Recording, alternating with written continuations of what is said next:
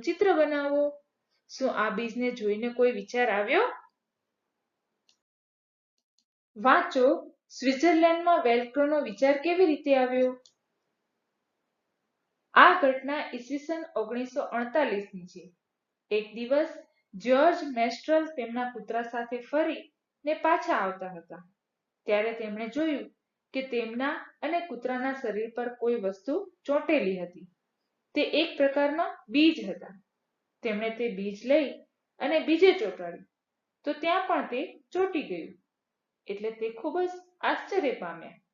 ઝડપથી સૂક્ષ્મદર્શક યંત્ર કાઢીને બીજનું અવલોકન કરવા લાગ્યા. બીજ ઉપર નાના નાના હૂક હતા, જેની મદદથી તે કપડા પર સહેલાઈથી ચોંટી જતા હતા. આ જાણી મેસ્ટ્રલને એવો વિચાર આવ્યો કે વેલ્ક્રો બનાવ્યું. વેલ્ક્રો પટ્ટી એકબીજા સાથે સરળતાથી ચોંટી જાય છે. જ્યારે તેને ખોલીએ છીએ ત્યારે ચર્ર એવો અવાજ આવે છે. તમે કપડાં, બેગ, બૂટ, સેન્ડલ વગેરેમાં આનો ઉપયોગ થતો જોયો હશે. પ્રકૃતિમાંથી પ્રેરણા લેવાની કેવી અદ્ભુત ઘટના! નીચે આપેલ ચિત્ર જુઓ અને અનુમાન કરો કે બીજ કેવી રીતે મુસાફરી કરે છે અને જુદી જુદી જગ્યાએ પહોંચે છે. જુઓ, પહેલા ચિત્રમાં ખિસકોલી બીજને ઉપાડીને લઈ જાય છે. બીજા ચિત્રમાં પક્ષી પોતાની ચાંચમાં બીજને ઉપાડીને લઈ જાય છે, જેથી અનુમાન કરી શકાય છે કે પશુ અને પંખી બીજને એક જગ્યાએથી બીજી જગ્યાએ લઈ જાય છે. અને ત્રીજા ચિત્રમાં જુઓ કે બીજ પાણીમાં તરીને એક જગ્યાએથી બીજી જગ્યાએ જાય છે. આમ પશુ, પક્ષી અને પાણી એ બીજનો ફેલાવો કરવામાં મદદરૂપ થાય છે. કેટલાક છોડ પોતાના બીજને જાતે દૂર સુધી ફેલાવે છે. જ્યારે સોયાબીનનો શીંગો પાકી જાય છે ત્યારે તે ફાટી જાય છે અને બીજ બહાર ફેંકાય છે. શું તમે ક્યારેય તેનો અવાજ સાંભળ્યો છે? મેં તો નથી સાંભળ્યો. શું તમે કોઈ દિવાલ ઉપર કે કૂવામાં વડ, પીપળ કે અન્ય છોડને ઉગતા જોયા છે? જોયા જ હશે. વિચારી જોજો જરા. બીજ ત્યાં કેવી રીતે પહોંચ્યું હશે અને કોના દ્વારા ગયું હશે એ તમે જાતે શોધી કાઢો. જો બીજ ફેલાય નહીં અને એકની એક જગ્યાએ પડી રહે તો શું થાય? વિચારો જરા. બીજ કેવી રીતે ફેલાય છે તેની જુદી જુદી રીતોની યાદી બનાવો અને તમારી નોટબુકમાં લખો. આગળ આપણે જોઈ ગયા કે બીજ પવન, પાણી અને પ્રાણીઓ દ્વારા ફેલાય છે. તો તમે એમાંથી ગમે તે રીત લખી શકો છો. બીજના ફેલાવામાં આપણે પવન, પાણી અને પ્રાણીઓના નામ તો ઉમેર્યા, પણ ક્યારે એમાં મનુષ્યનું નામ ઉમેર્યું છે? હા, આપણે પણ જાણે કે અજાણે બીજને એક જગ્યાએથી બીજી જગ્યાએ લઈ જઈએ છીએ. આપણને સારા લાગતા છોડ કે દવામાં ઉપયોગી છોડના બીજ આપણે ઘર આંગણે કે બગીચામાં વાવવા લઈ આવીએ છીએ. પછીથી છોડ જેમ જેમ મોટા થાય છે તેમના બીજ દૂર દૂર સુધી ફેલાય છે. ઘણા વર્ષો પછી લોકોને પણ એ યાદ નથી હોતું કે આ છોડ ક્યાંથી લાવવામાં આવ્યો હતો. શું તમે જાણો છો આપણા દેશના મરચાં ક્યાંથી આવ્યા?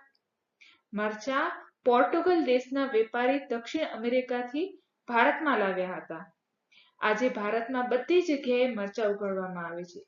શું તમારે ત્યાં મરચાં ઉગાડવામાં આવે છે? આજે મરચાં વગર ચટાકેદાર રસોઈ થઈ શકે એમ નથી.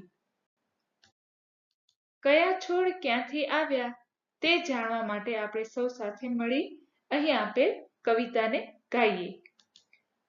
બટાટા મરચા ચાયજી, કોણ ક્યાંથી આવ્યું જી?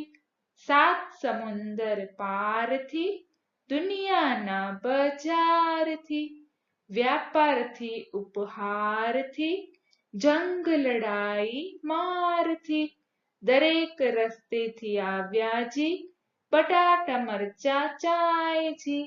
દક્ષિણ અમેરિકાના મરચા રાણી, મસાલાના છે પટરાણી, મગફળી બટાટા ગવાર, ધૂમ મચાવે પારાવાર, સાથે આવ્યા ટામેટાજી, બટાટા મરચા ચાયજી.